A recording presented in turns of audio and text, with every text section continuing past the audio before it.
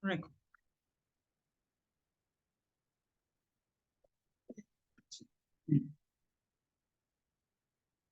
Buenas tardes.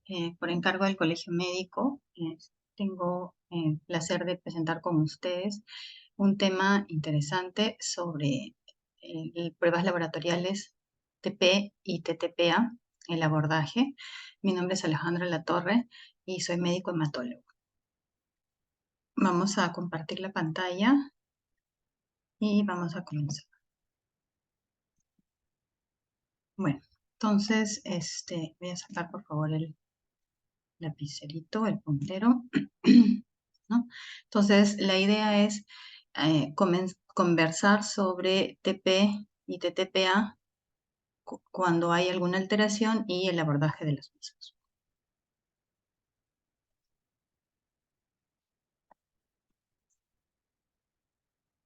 Bueno, como un poco nuestros objetivos para esta sesión, la idea es recordar parte del proceso de hemostasia para poder definirlo adecuadamente, reconocer las diferentes fases.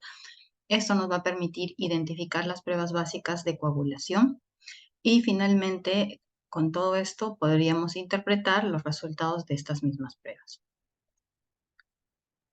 Bueno, entonces para poder dar pase a la parte ya propiamente del tema, he querido realizar un caso clínico que voy a comentar para poder con esto abordar el tema de TP y TTP alterado.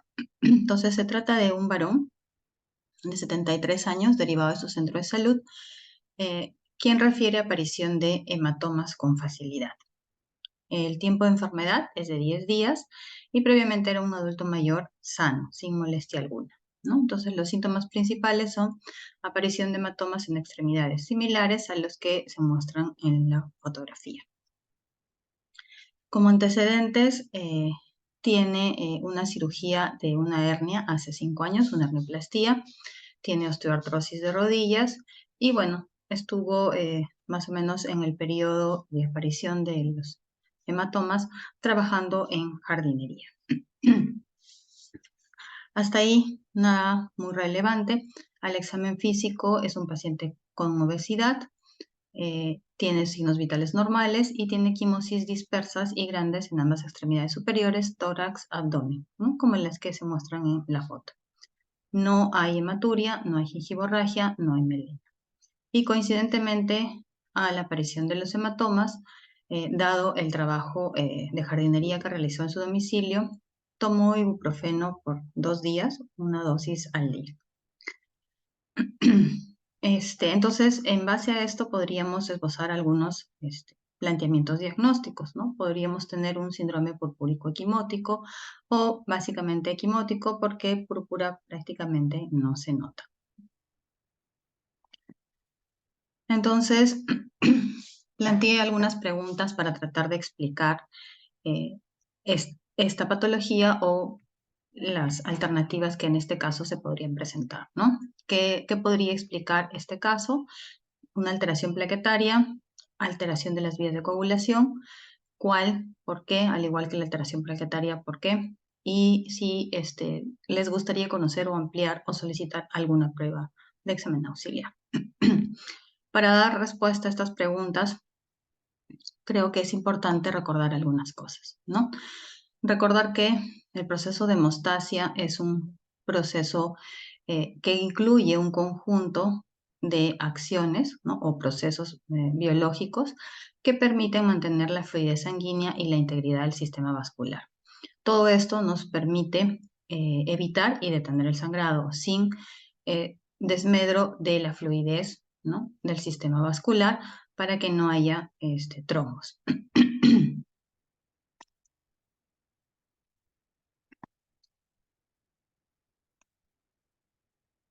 Entonces, esto lo consideré importante.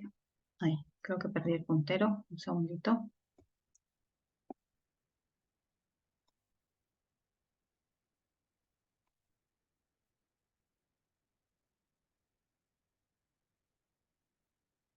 Sí, estoy sin mouse.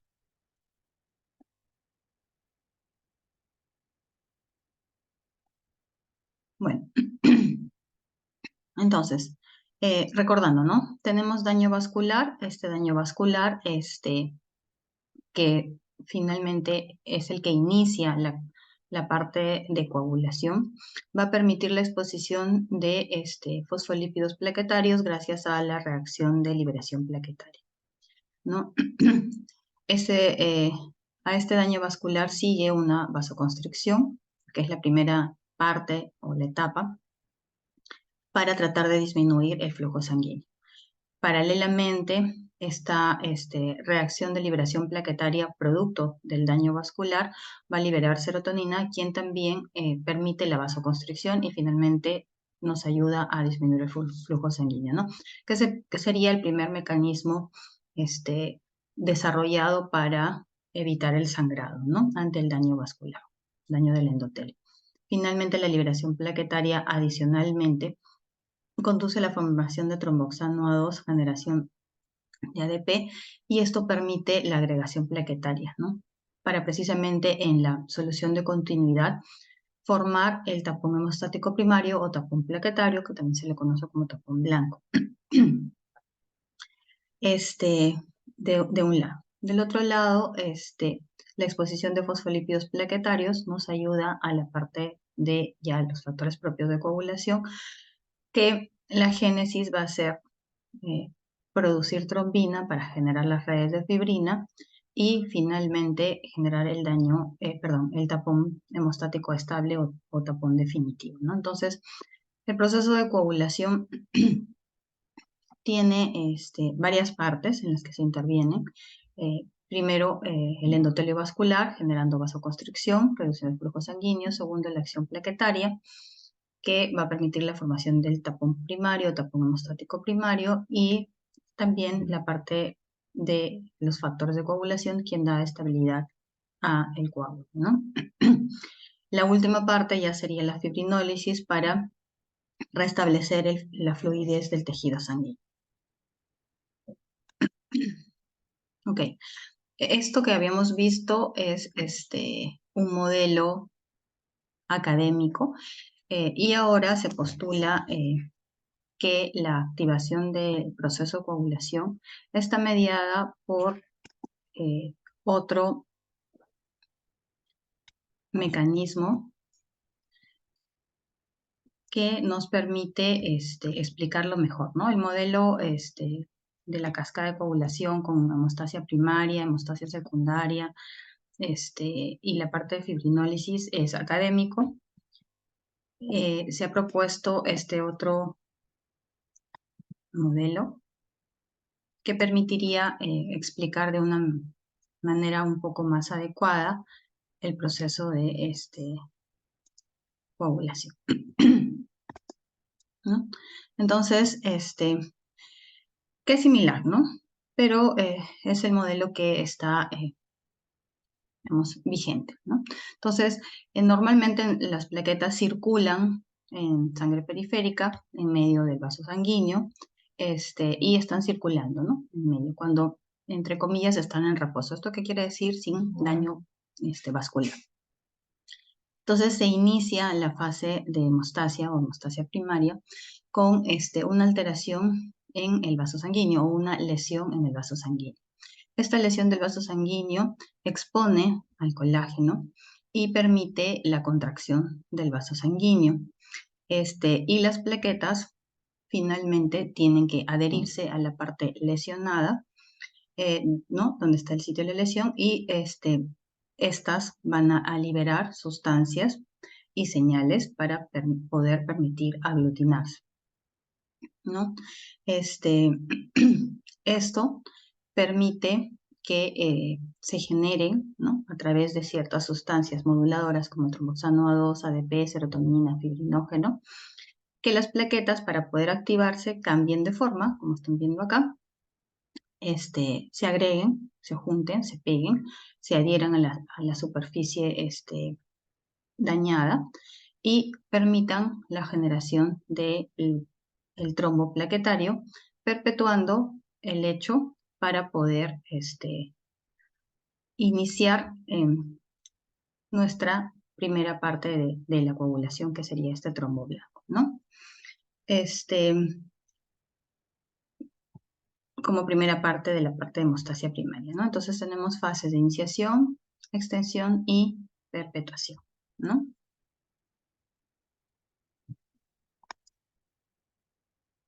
Ok, ya para la parte de hemostasia secundaria, intervienen básicamente los factores de coagulación. Este es un gráfico que nos permite identificar algunas pruebas para poder contabilizar mejor lo que es TTPA y TP, o tiempo parcial de tromboplastina activada y tiempo protrombina, dividido clásicamente en vía intrínseca y vía extrínseca, ¿no?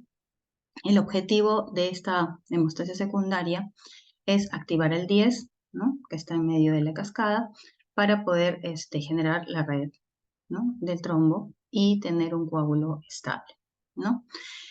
Tradicionalmente, los factores que intervienen en la vía intrínseca y que pueden de alguna manera medirse la actividad de los mismos o el funcionamiento de esta vía es a través del TTPA, y estos factores son el 8, el 9, el 11 y el 12. No olvidar algunos cofactores como el calcio, el activador de los fosfolípidos y también de plasma. Y para la parte de la vía extrínseca, los factores que intervienen son el 2, el 5, el 7 y, bueno, el 10, ¿no? Recordar que el 10 es común. Estos también son vitamina K dependientes. Y la prueba laboratorial que nos ayudaría un poco a ver cómo está esta vía es el tiempo de protrombina, ¿no? Ok, entonces, habiendo recordado un poco lo que decíamos de las vías de coagulación, las cascadas, el modelo clásico de la cascada de coagulación y el modelo celular, ¿no? Con sus fases de iniciación, amplificación y propagación o perpetuación. Volviendo a nuestro caso, ¿qué podríamos decir? ¿Qué alteración explicaría o qué patología hematológica explicaría nuestro caso? ¿Sería una alteración plaquetaria? ¿Sería una alteración de las vías de coagulación? Y nuevamente, ¿no? Responder si es que les gustaría conocer o ampliar algo, ¿no? Ok. Aquí, para probablemente dar respuesta a estas preguntas anteriores, podríamos decir que hay algunos tipos de, ¿no? lesiones o de patogenias. La parte vascular, la parte plaquetaria y la coagulopatía en sí, ¿no? Entonces, aquí para dar alguna idea, las alteraciones plaquetarias, llamadas trombocitopatías o trombopatías o trombopenias, dependiendo de si son alteraciones de cantidad, nos van a dar lesiones puntuales como petequias, sangrado mucocutáneo, a diferencia de las lesiones de factores de coagulación, donde las lesiones van a ser de tipo equimótico y de sangrado un poco más profundo, ¿no? Si las lesiones son de tipo vascular o de tipo plaquetario o plaquetar, como suele decirse acá en el cuadro, lo que vamos a tener, como ya estábamos comentando, es petequias, equimosis, sangrado mucocutáneo, ¿no? Generalmente aparecen espontáneamente, también podrían aparecer postraumáticamente, pero el comienzo es inmediato, y hay una infinidad de causas, ¿no? La más frecuente, la parte de trombocitopenia, sería la trombocitopenia, ¿no? A diferencia de las coagulopatías, donde la lesión o el tipo de lesión va a ser hematomas, que generalmente son un poco más extensos, abarcan músculos o pueden ser en zonas profundas como articulaciones, muchas veces desencadenados por algún tipo de traumatismo o esfuerzo previo. Generalmente no es de manifestación inmediata, su manifestación o su comienzo suele ser un poco más retardado, ¿no? Y pueden ser o congénitas o adquiridas, ¿no? Entonces, nuevamente volviendo a nuestro caso, lo que tendríamos probablemente no sería una alteración plaquetaria. Por la clínica de nuestro paciente, el comienzo retardado, el tipo de lesión que tiene. Ante esto, voy a retroceder un poquito para volver al caso, ¿no? Entonces recordamos que tenemos un varón de 73 años, es un adulto mayor, perdón, con tiempo de enfermedad de 10 días, sin molestias y aparición de hematomas, ¿no? Como el que se suele ver en la foto. No tiene antecedentes muy importantes, de hecho ha tenido una cirugía hace algún tiempo y no ha tenido aparentemente ninguna complicación, lo único es que tiene obesidad y tomó un AINE coincidentemente en el periodo de tiempo en el que aparecen los síntomas. Probablemente no sería un trastorno de plaquetas, ¿no? Puesto que las lesiones no son típicas de alteración plaquetaria. Lo que tendríamos sería un síndrome hemorragíparo o un síndrome equimótico, ¿no? Purpúrico equimótico, en un adulto mayor, ¿no? Para eso nos interesaría probablemente conocer la parte de coagulación. Ya habíamos dicho que para valorar nuestra cascada de coagulación tendríamos que tener algunas cosas, ¿no? TP, ¿no? Perdón, TP, TTPA, plaquetas como mínimo. Entonces, ante eso, ¿no? Podríamos alejar un poco la alteración plaquetaria por la clínica que tenemos. Podría ser alteración de las vías de coagulación. En este momento no podríamos definir cuál. Y lo que nos gustaría conocer o ampliar sería, por lo menos, tener un recuento plaquetario, un valor de TP y un valor de TTPA, ¿no? Entonces, estos son los datos que nos socializa el laboratorio con un recuento de leucocitos en valores normales, 5.500, una hemoglobina normal, 15.2, varones residentes a nivel del mar, mayor o igual a 13, aquí el rango lo ponen un poco más alto. El recuento plaquetario normal es según OMS 150.000 a 450.000. Aquí el rango de normalidad que nos da el caso lo ponen en otros valores distintos, pero bueno, igual calza dentro de los valores normales. Aquí no nos dan TP, pero nos dan INR, que es un cálculo que se realiza en base al TP, donde podemos colegir que el TP está en valores normales. Recordar que el TP más o menos es de 13 a 16 segundos. Siempre debemos de tener un rango de normalidad proporcionado por el laboratorio y el INR debe ser de 1. En este caso el INR es de 1, no tenemos, repito, TP. Y lo que sí nos dan es un tiempo parcial de tromboplastina activado o TTPA muy incrementado, ¿no? En 75 segundos con un rango de normalidad entre 28 y 37 segundos. Entonces, con estos datos podríamos nosotros decir que ¿no? Nuestro paciente tiene una alteración de la vía de la coagulación. Y si volvemos a nuestro gráfico anterior, esta alteración de esta vía de la coagulación está en esta vía, ¿no? En la vía intrínseca, porque tenemos un TTPA prolongado.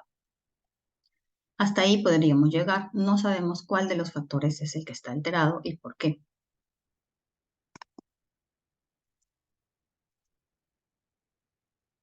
¿No? Entonces, recordando, tenemos la cascada de coagulación, ¿no? Con la activación del 10, ¿no? Que necesita, ¿no? Gracias a los factores y a los cofactores activarse, ¿no? Para generar trombina y convertir fibrinógeno en fibrina y producir el trombo, ¿no? Esto se llama complejo protrombinasa y es importante para la génesis del trombo. Adicionalmente, este trombo da estabilidad al primero iniciado, ¿no? Por el trombo plaquetario. Y este trombo permanece hasta que el endotelio vascular se repare y luego tiene que venir el proceso de fibrinólisis para volver a disolver el trombo y volver a proporcionarle al tejido sanguíneo la fluidez necesaria, ¿no? Entonces, esta parte nos interesa, ¿no? Sobre todo en nuestro caso. Ok. Entonces, lo que tenemos es un paciente varón con un síndrome equimótico con una alteración en el tiempo de tromboplastina parcial, Antes de dar interpretación a esto, deberíamos conocer algunas partes importantes básicas en relación a la fase de las pruebas de coagulación. Para todas las pruebas de coagulación es importante verificar la fase preanalítica, donde tenemos que tener una técnica adecuada, un material adecuado, un proceso adecuado de, de, de la muestra, ¿no? De análisis de la muestra y la conservación de la misma. ¿Por qué? Porque estas pruebas son bastante sensibles. Si no respeto algunos de los pasos mencionados aquí, en cuanto a la parte del proceso, el material adecuado, en los tubos correctos, en la toma de muestra, la técnica adecuada, en la inmediatez o en la posibilidad de que no pasen más de 4 horas después de tomado el examen y que se conserve una temperatura correcta, probablemente el valor o el resultado que obtenga de este proceso va a salir alterado, ¿no? Entonces, son consideraciones que tengo que tener en cuenta cuando realizo los exámenes de pruebas de coagulación como TP, TTP, ¿no? Y ya para la fase analítica propiamente, tengo que tener en consideración el tipo de anticoagulante en el tubo, la extracción de volumen, si es que hay que corregir el hematocrito porque me encuentro con un paciente con un hematocrito muy alto o muy bajo, si es que la muestra ha sido adecuadamente tomada y no se ha contaminado, y el volumen también es importante. Si es un volumen muy escaso, no me va a permitir un análisis adecuado. ¿Ok? Entonces, dentro de las pruebas básicas de coagulación tenemos el tiempo de protrombina, el tiempo parcial de tromboplastina activada, bueno, y el recuento plaquetario, ¿no? Ok, habíamos comentado que es importante tener en consideración todos estos procesos y como ven, hay valores distintos para el rango plaquetario de acuerdo a la literatura, pero estandarizadamente 150.000 a 450.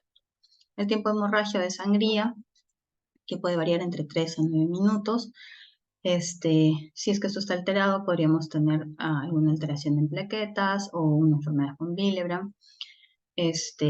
Podríamos tener lo que nos interesa en este momento, ¿no? El TTPA, que es el tiempo parcial de tromboplastina activado, con 29 a 37 segundos, y que cuya alteración podría dar deficiencia de factores de coagulación, como los que vemos aquí, protrombina, fibrinógeno o alguna otra patología inmune, ¿no?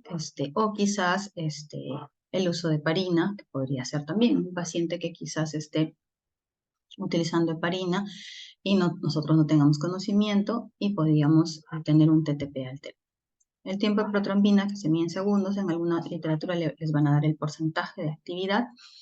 Normalmente se mide en segundos y además, adicionalmente a este valor se les da el INR, que es el índice internacional normalizado, que nos ayuda a la parte de vigilar o monitorizar los anticoagulantes de tipo cumarínico para establecer el rango, ¿no? Si es que esto está alterado, podríamos tener deficiencia de algunos factores, presencia de inhibidores, ¿no? O también alguna entidad inmune, ¿no? O el uso de anticoagulantes orales, ¿no? Si ambos están prolongados, ¿no? Podríamos tener un proceso hepático, una hepatopatía, el uso de algún anticoagulante, CID, algunas otras cosas. El tiempo de trombina, que es de 18 a 22 segundos. Si es que está alterado, podríamos tener inhibidores de trombina, presencia de productos de degradación de fibrina, disfibrinogenemia o hipofibrinogenemia. El fibrinógeno, que ya es un producto final, de 150 a 350 miligramos por decilitro. Si hay alguna alteración, podríamos tener inhibidores de la trombina o alteración propiamente en el fibrinógeno. Y bueno, factor 8 con las unidades de 60 a 125.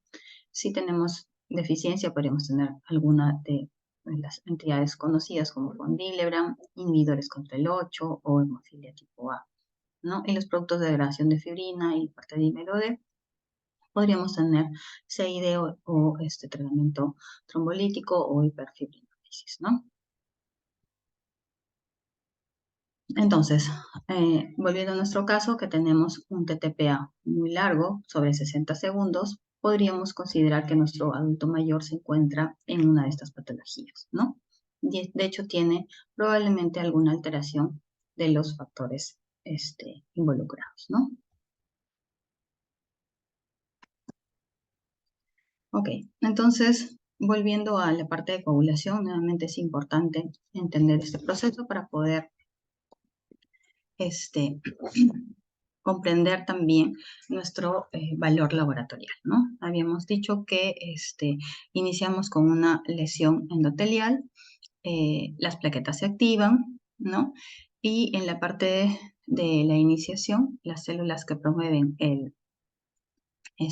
que como los monocitos y otras células, promueven la génesis de factor 10 activado, factor 11 activado, que es, ¿no? Factor 10 activado y factor 11, ¿no? Que se combinan con la protrombina y después de la lesión vascular van a ayudar también a la parte de la activación plaquetaria, ¿no? Esta lesión vascular, habíamos dicho que adicionalmente produce ¿no? algunos complejos de activación para poder propagar, ¿no? Y hacer que el 10 activado forme la red de, este, de fibrina para poder darle estabilidad al coágulo, ¿no? Entonces, en el modelo celular tenemos fase de iniciación, propagación y perpetuación o amplificación, ¿no? Entonces, en el inicio, en este modelo celular, ¿no? La célula endotelial, ¿no? Intervienen todos estos factores que ya habíamos dicho. Nuevamente el 10 activado, que es lo que nos interesa que se centre. Luego se amplifica tomando en cuenta nuestras plaquetas, ¿no? Para poder darle también estabilidad y finalmente se propaga para que la red tenga más estabilidad. Todo esto ocurre de manera simultánea y es en forma continua hasta que el endotelio se restablece y luego viene el proceso ya de fibrinólisis. Solamente se ha dividido esto en forma académica para poderlo entender mejor.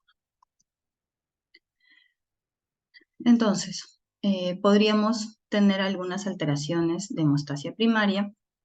Si tenemos alteración plaquetaria, ¿no? Podríamos tener alteración cuali o cuantitativa. Si tenemos alteración de factor de von Willebrand, que de alguna manera interviene en la hemostasia primaria también, podríamos tener alguna disfunción del mismo o una deficiencia y podríamos tener algún tipo de vasculitis que dañe la parte de endotelio vascular y no permita una adecuada contracción de la vasculatura.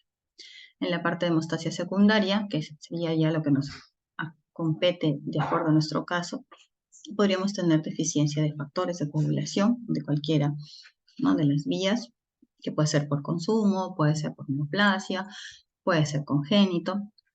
Podríamos tener alteraciones en el fibrinógeno, ¿no?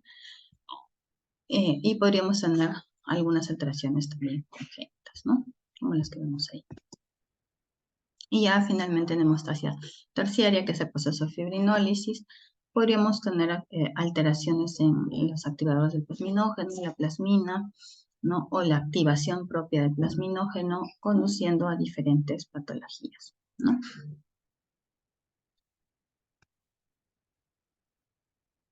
Entonces, cuando tenemos alteraciones en la hemostasia primaria, los componentes afectados van a ser o las plaquetas o la pared vascular.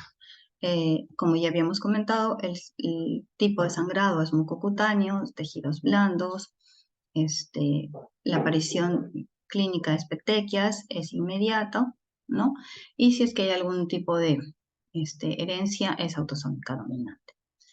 La parte de hemostasia secundaria generalmente involucra factores de coagulación. El sitio de sangrado es más profundo, articulaciones, músculos, tejidos profundos. El signo clínico generalmente son hematomas, hematrosis. El proceso de sangrado no es inmediato, es un poco más retardado y puede haber herencia autosómica y alguna herencia ligada a cromosoma X. La parte de hemostasia terciaria, lo que vamos a tener afectado, el componente involucrado, van a ser los factores fibrinolíticos. Puede haber sangrado genitourinario, puede haber hematuria, hemorragias. Es un sangrado también más lento o demorado. Y la herencia involucrada es autosómica recesiva. Ok, entonces, regresando a nuestro caso, lo que tenemos es un adulto mayor con un TTPA prolongado de reciente aparición, hace 10 días, antes no lo tenía, y ahora ha tenido este evento de equimosis importantes. Entonces, estamos en este lado, tenemos un TTPA prolongado, no está tomando anticoagulantes, ¿no? No hay historia de los mismos, lo único que estuvo tomando fue ibuprofeno. Entonces, tendríamos que ver qué parte de factor está alterado, ¿no? Qué parte de esta vía de los factores de coagulación está alterado. Para eso, antes de proseguir, tendríamos que solicitar una prueba de mezcla o un TTP con corrección con plasma normal, ¿no? Partiendo del supuesto que sí tiene los factores y que los ha tenido y que esto es una alteración reciente, ¿no? Si nuestra prueba de mezcla o corrección con plasma normal corrige, lo que tenemos que hacer es sospechar de la deficiencia de un factor. ¿De qué factor? De la vía, ¿no? Que habíamos visto que es la vía intrínseca y tratar de cuantificar los factores de esta vía, ¿no? Si no corrigiera, entonces quiere decir que sí tiene el factor, pero que no puede este factor cumplir con su función por la presencia de inhibidores. Y de ahí tendríamos que ver las unidades Bethesda para tratar de cuantificarlas y ver qué patología está causando la presencia de estos inhibidores, que generalmente es una neoplasia. ¿Okay? Entonces,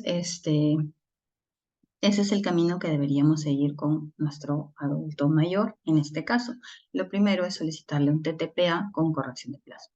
Si corrige, tengo que cuantificar el factor, ¿no? Deficitario. Si no corrige, sí tiene el factor y lo que tengo es que sospechar de la presencia de un inhibidor y, bueno, y también cuantificar, ¿no?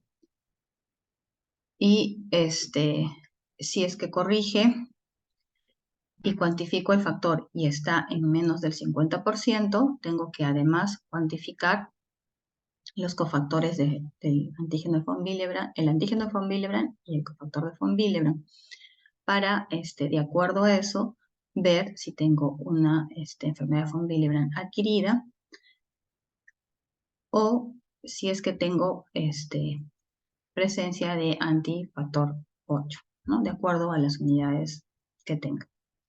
Si el factor cuantificado es más de 50, ahí tengo algunas posibilidades, ¿no? O sea, tengo que cuantificar el factor 9, el 11, el anticoagulante lúpico, los inhibidores y descartar si es que tengo el anticoagulante lúpico o el inhibidor.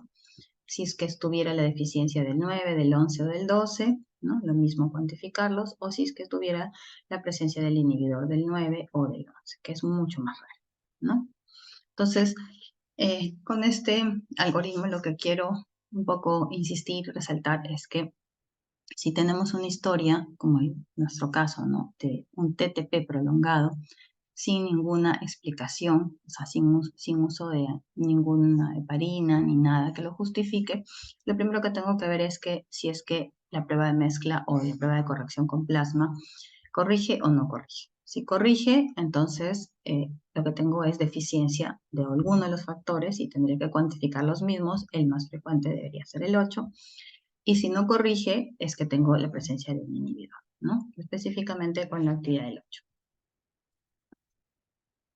Ok, entonces volviendo a nuestro caso, nuevamente nos dan los valores que ya conocíamos. Teníamos nuestro valor de tiempoplastina activado con 75 segundos. El corte de normalidad era 28:37.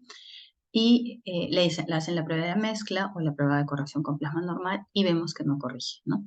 Tendría que, si es que tuviera deficiencia y se le agrega en la prueba de mezcla el plasma, ¿no? Control lo normal, debería calzar en la normalidad, ¿no? Que sería 28:37, sin embargo no corrige. Entonces esto nos sitúa en que nuestro paciente, ¿no? Está en este punto, no corrige. Entonces tengo que sospechar la presencia de un inhibidor, ¿no? Y evaluar la actividad de nuestros factores, ¿no? ¿Ok? Bueno, acá, ¿no? Entonces, no corrige. Entonces, ¿cuál sería nuestro diagnóstico? ¿No? La presencia de un inhibidor, ¿no? Esto, ¿no? Se conoce como una hemofilia adquirida, ¿no? Para hacer una cápite, la hemofilia clásica es un trastorno de coagulación hereditario causado por la deficiencia ya sea del 8 o del 9. Esto generalmente se relaciona con problemas de hemorragia desde una edad temprana y las hemorragias articulares constituyen una característica típica. Esto como para dar una introducción. En nuestro caso, la hemofilia adquirida es un trastorno poco común debido a la producción de autoanticuerpos en la vida adulta, los cuales inactivan al factor 8. Las manifestaciones clínicas típicas de esta patología son púrpura cutánea extensa, hemorragias internas, hemorragias articulares. No hay una predominancia de sexos, pueden ser afectados ambos por igual, ¿no? Entonces, nuestro paciente adulto mayor, ¿no? Calza dentro de una hemofilia adquirida, ¿no?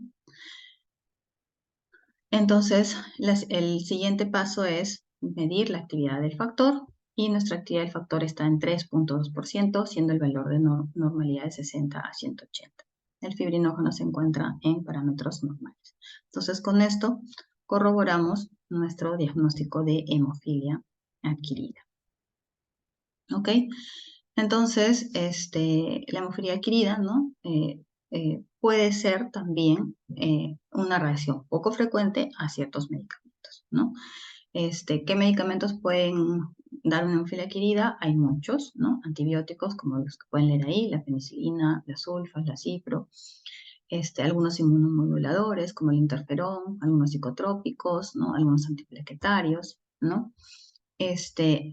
Entonces, esto nos dice que la posibilidad de cualquier medicamento recetado puede provocar un problema de hemofilia adquirida, sobre todo en pacientes adultos mayores o ancianos, y esto puede exacerbar la clínica y puede también alterar no solamente la parte de factores, sino toda la parte de la cascada de población.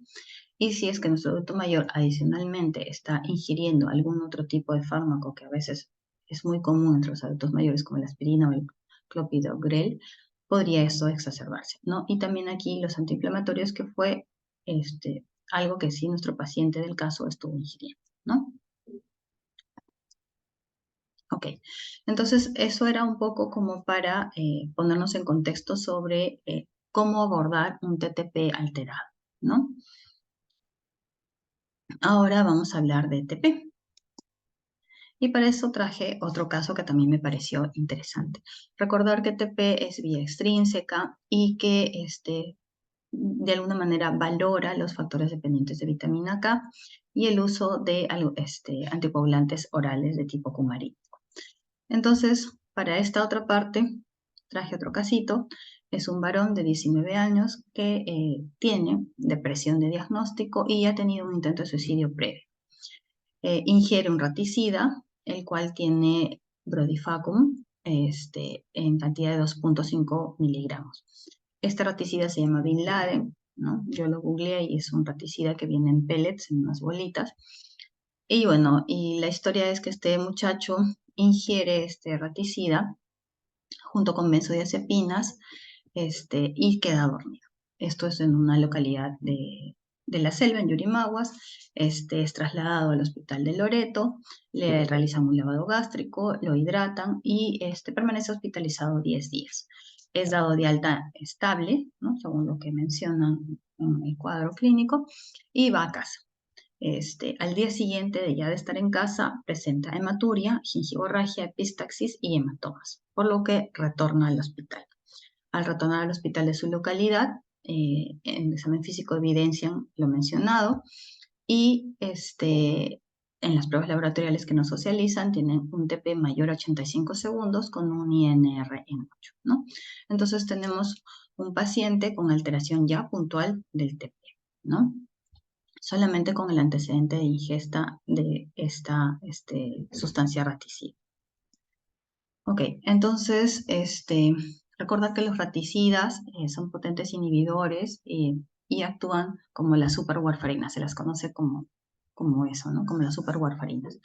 Entonces van a actuar a nivel de vía extrínseca, alterando los factores de vitamina K dependientes, ¿no? Esto potenciado, ¿no? Por el uso o la ingesta de benzodiazepinas. ¿Qué vamos a hacer con nuestro paciente? Bueno, hay algunas medidas que podemos tomar acá, frente a un paciente de estas características, dependiendo de la clínica que tengamos, ¿no? Si ya conocemos, como en este caso, que sí ha tomado un medicamento o una sustancia que altera esa vía de la coagulación, dependiendo de la clínica, podríamos usar vitamina K, hemoderivados, plasma, los concentrados plasmáticos con factores de coagulación y algunas otras cosas para controlar nuestro proceso de sangrado y la clínica que presenta nuestro paciente. En el caso del paciente, fue trasladado al Hospital 2 de Mayo y ahí, bueno, recibió además plasma, paquete globular y vitamina K, ¿no? Bueno, este cuadrito ya lo habíamos visto, recordar nuevamente, en este cuadrito tenemos, ¿no?, nuestro TP prolongado, no tenemos aquí el valor en segundos, pero sí en actividad porcentual, ¿no? Y ¿no?, recordar los factores implicados en la alteración del TP. En este caso, ¿no?, importante deficiencia de vitamina K.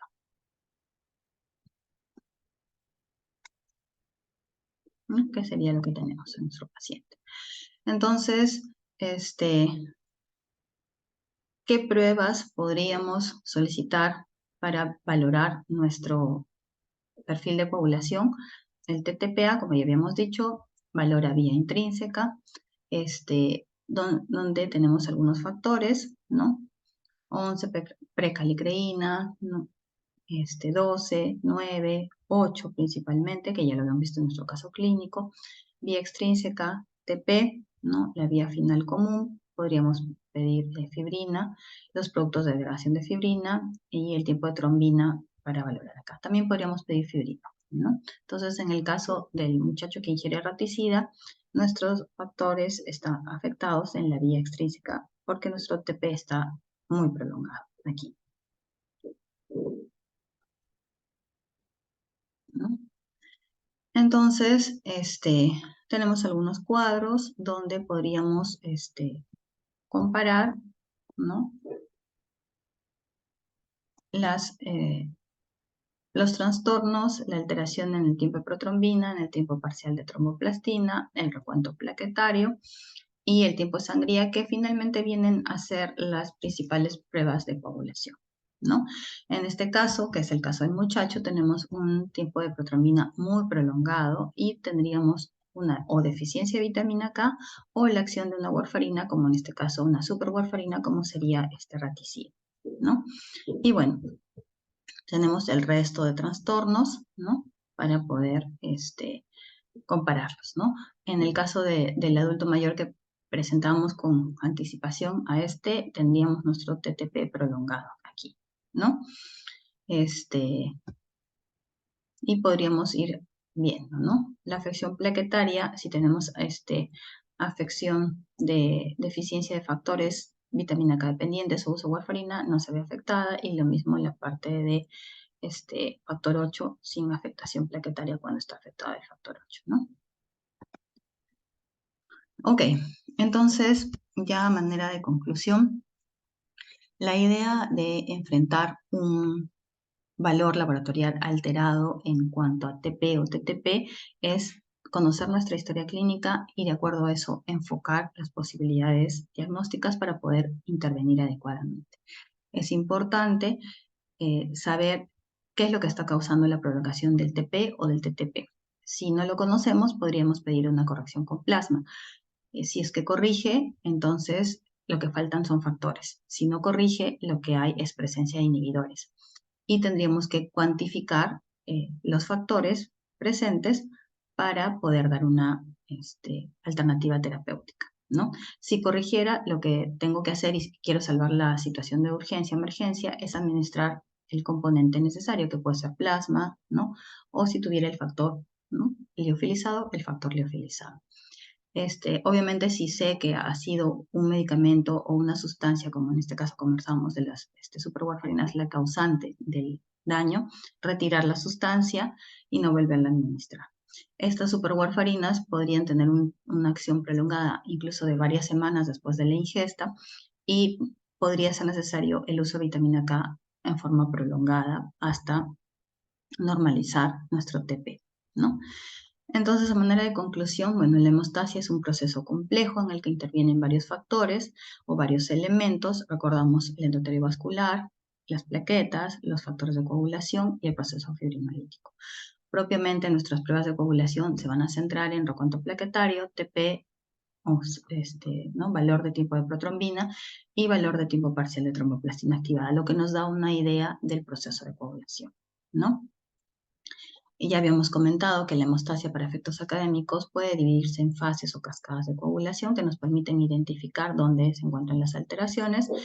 Y tenemos algunas pruebas laboratoriales que nos van a ayudar a interpretar las mismas, ¿no? Para vía intrínseca tenemos tiempo parcial de tromboplastina, para vía extrínseca tenemos tiempo de protrombina, ¿no?